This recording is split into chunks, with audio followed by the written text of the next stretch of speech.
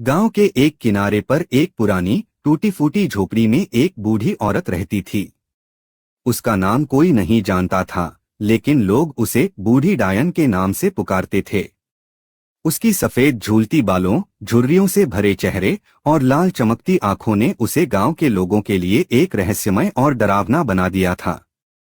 गांव वाले कहते थे कि वह एक डायन है जो रात में जंगल में घूमती है और बुरी आत्माओं के साथ बातें करती है।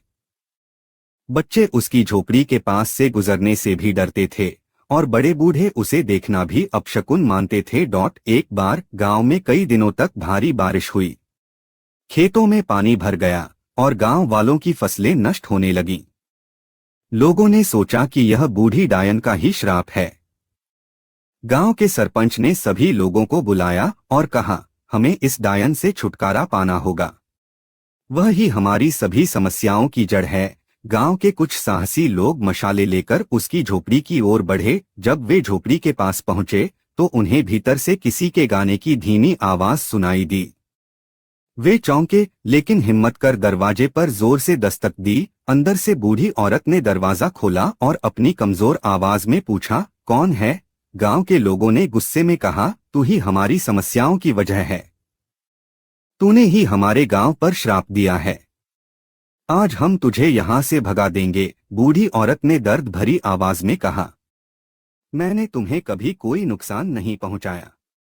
मैं तो यहाँ अकेली रहती हूँ और अपने बेटे का इंतजार करती हूँ जो कई सालों से लौटा नहीं।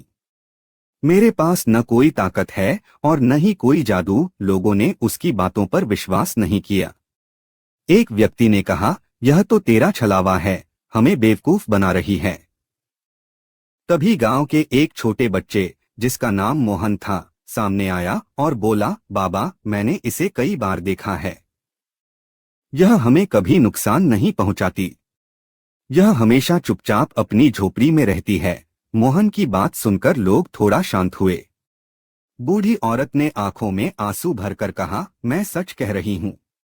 मैं सिर्फ अपने बेटे की यादों के सहारे जी रही हूँ।